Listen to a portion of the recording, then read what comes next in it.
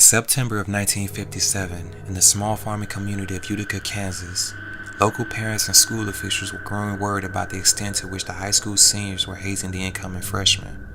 Annual gymnasium parties commemorating the new pupils had resulted in too much roughhousing, so English teacher Betty Stevens and Principal William Hobart Sally devised something different for their students. Mrs. Stevens led her charges to an abandoned farmhouse a couple miles outside of town. Her and some of her other school staff had decorated the dilapidated home as a haunted house for a pre-Halloween party. The centerpiece was Principal Sally, who would pretend to be hanging in the middle of a dark room covered in grease paint and ketchup to simulate blood. The students did indeed get a kick out of the moaning, limply hanging principal. Sally had turned in what appeared to be a masterful performance, but when Miss Stevens slipped out of the party to get a picture of Sally, she made a shocking discovery. He had slipped, causing the noose to tighten around his neck. The moaning and struggling principal hadn't been acting at all. The students actually witnessed his slow and painful death. On October 17, 2014, 16-year-old Christian Faith Binge visited Land of Illusion Haunted Scream Park in Middletown, Ohio, a seasonal Halloween attraction where her father's band was to perform that evening. Binge entered one of the haunted house exhibits, a typical dark maze-like environment where actors pop out to produce jump scares, not unlike countless other attractions across the country. About halfway through the exhibit, Binge collapsed. She was given CPR and rushed to the hospital, but later died as a result of a fatal heart attack. Christian Faith Binge had been born with a birth defect where she had only one lung, which caused chronic breathing issues and put significant stress on her heart. The county coroner's office would later speculate that fear had exacerbated the teen's fatal condition.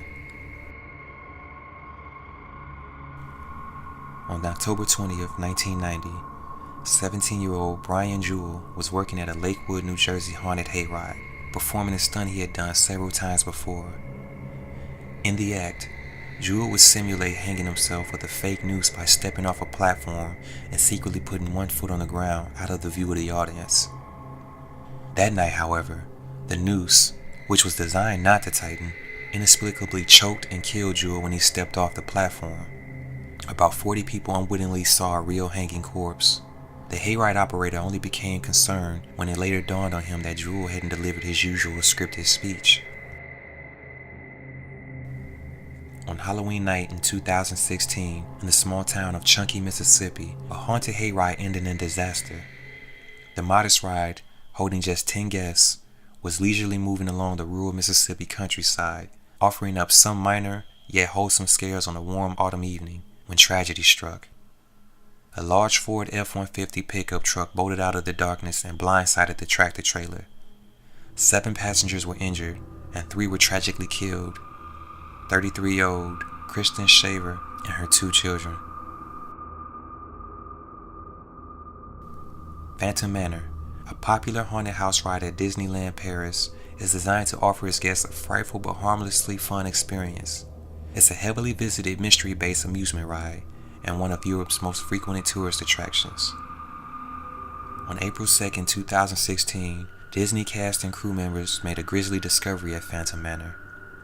A 45-year-old technician was found electrocuted to death as the lights he was setting up to illuminate the ride scares had fatally malfunctioned.